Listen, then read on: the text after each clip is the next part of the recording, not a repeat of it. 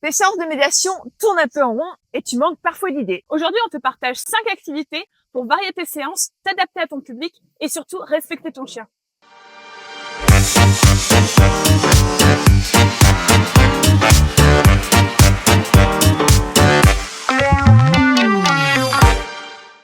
Salut, nous c'est Muriel et Justine, fondatrices de Caniclass. Pendant des années, nous avons éduqué des chiens guides, des chiens d'assistance et des chiens de médiation. Aujourd'hui, nous avons choisi d'utiliser notre expérience et nos connaissances pour accompagner les professionnels de la médiation dans l'éducation de leurs chiens, avec une approche basée sur le respect, le bien-être et le consentement du chien. Sur cette chaîne, on vous partage des conseils concrets pour commencer ou vous perfectionner en médiation canine et construire des séances de médiation variées, riches et surtout éthiques. Allez, on vous montre. Alors, avoir un panel d'activités en médiation canine, c'est important, c'est même vital. Ça permet vraiment des séances variées, des choses différentes en fonction du public, en fonction du contexte. Et ainsi, en fait, ça permet d'avoir une offre vraiment complète pour tes différentes structures avec lesquelles tu souhaites travailler. Avoir un panel d'activités, ça te permet également de pouvoir t'adapter à des séances soit individuelles, soit collectives, et de pouvoir choisir quelles activités tu vas prioriser pour des séances qui vont être avec une seule personne ou avec plusieurs. Le fait que ton chien connaisse plusieurs activités, ça te permet aussi de pouvoir identifier quelles sont les activités avec lesquelles il est le plus à l'aise, mais également les activités qui vont permettre de l'apaiser quand il est anxieux et que tu vas donc choisir dans les moments un peu plus tendus en séance. Avoir appris plein de choses à ton chien, ça permet vraiment d'établir une relation de confiance avec lui. Du coup, aujourd'hui, on va te présenter 5 activités que tu peux mettre en place avec ton chien pour tes séances de médiation. Du coup, la première activité auquel on pense souvent quand on parle de médiation, c'est tout ce qui est activité de contact. C'est une activité qui est beaucoup demandée par le public, mais qui peut être parfois délicate à mettre en place parce qu'elle peut vite être excessive, soit de la part du chien, soit de la part du public, justement.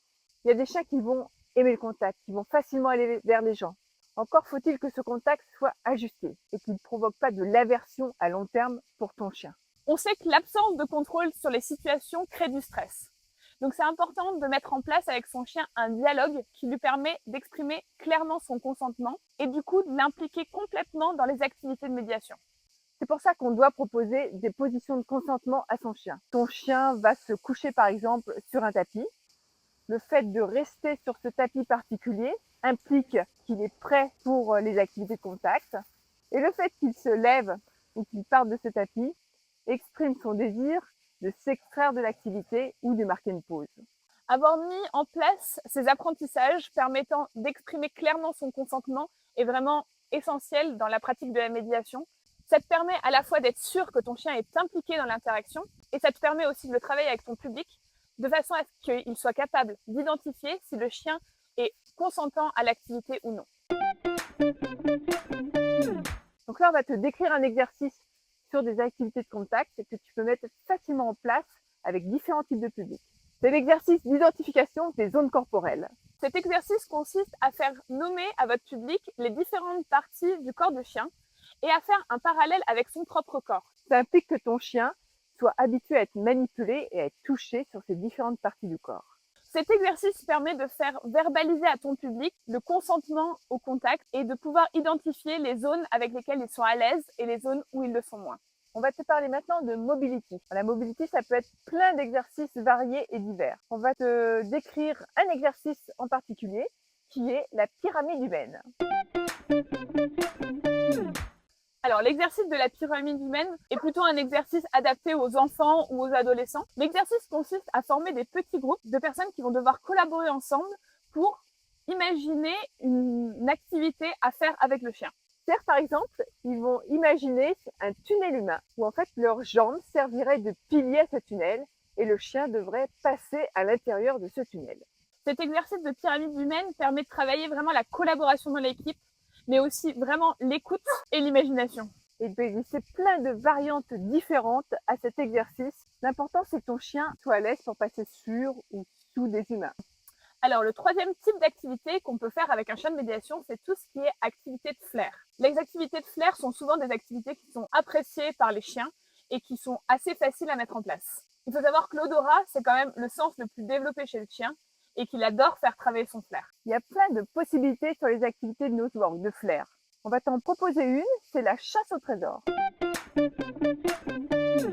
Alors la chasse au trésor, c'est proposer de trouver des indices qui sont cachés dans des boîtes que le chien a l'habitude de chercher dans différents environnements. Ces indices permettent de trouver une énigme à la fin qui apportera un cadeau au groupe.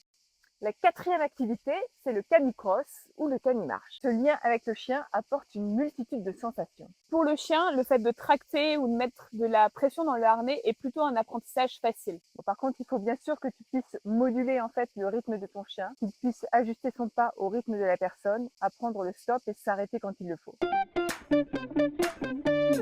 Alors une activité qui est vraiment sympa à mettre en place et qui permet de travailler plein de choses assez différentes, c'est le déplacement à l'aveugle. L'idée de cet exercice, c'est de mettre ton chien en canimarche et la personne qui est accrochée aura les yeux bandés ou simplement les yeux fermés et devra se déplacer sur quelques pas, voire quelques mètres, sans voir où il va et se fier uniquement à la sensation de votre chien dans le harnais. C'est un exercice qui est super intéressant parce que ça va vraiment travailler l'écoute de l'autre, la sensation du chien, son rythme, l'écoute aussi des consignes, des instructions, la sécurisation de ce qui vit autour. Ça va permettre aussi vraiment de prendre conscience de ces sensations, de pouvoir les exprimer et aussi vraiment de lâcher prise. Bon, bien sûr, pour mettre en place cet exercice, c'est vraiment important d'avoir des apprentissages de canimarche et de canicross qui sont aboutis pour pouvoir mettre les participants en sécurité et de créer toujours une expérience qui soit positive. La dernière activité qu'on va te présenter aujourd'hui, c'est tout ce qui est tricks. Alors les tricks, c'est l'idée d'apprendre à son chien à faire des tours, par exemple tourner sur lui-même, marcher sur les pattes arrière, donner la patte, et j'en passe, il en existe des milliers. Alors faire des tours à son chien, c'est pas en faire un chien de cirque. Au contraire, c'est lui proposer une activité rassurante pour lui parce que c'est une activité qu'il aime et qu'il a appris et qu'il connaît bien. Du coup, un exercice qui est intéressant à mettre en place en séance de médiation, c'est justement de créer une chorégraphie avec ces tricks. Ça permet à la fois de choisir différents comportements parmi le répertoire de ton chien, mais aussi d'être capable de s'en souvenir et de pouvoir les répéter. On peut aussi imaginer sur cet exercice qu'elle va devoir choisir une musique et réaliser cette chorégraphie en suivant le rythme de la musique. Et cette chorégraphie peut même être présentée à un public. Alors bien sûr, on va adapter le niveau de cette chorégraphie à votre public. Ça peut être juste 2-3 exercices avec une musique très simple ou des exercices plus complexes en fonction du public que tu as. Alors pour que ton chien soit capable de réaliser des tricks avec des publics différents, c'est important que toi tu aies travaillé ces comportements en amont et que ton chien soit vraiment à l'aise avec ces exercices, ton chien soit capable de réaliser ces comportements avec peu de signaux vocaux et peu de signaux gestuels. De nombreuses activités sont possibles pour développer des activités de médiation avec ton chien. Mais par contre, c'est important qu'elles répondent à des objectifs de séance et soient mises en place de manière éthique. Avant d'apprendre des comportements complexes à ton chien, il est vraiment important de maîtriser les bases. Pour cela, tu peux télécharger notre formation, les 3 piliers d'un chien calme, posé et à l'écoute. C'est une formation qui est 100% gratuite et qui permet vraiment de travailler le calme, le fait que ton chien soit attentif et à l'écoute, prêt à travailler. Et c'est vraiment essentiel pour les chiens de médiation. Si cette vidéo t'a plu, alors abonne-toi. On se dit à bientôt et surtout n'oublie pas que former une équipe avec ton chien, ça se construit.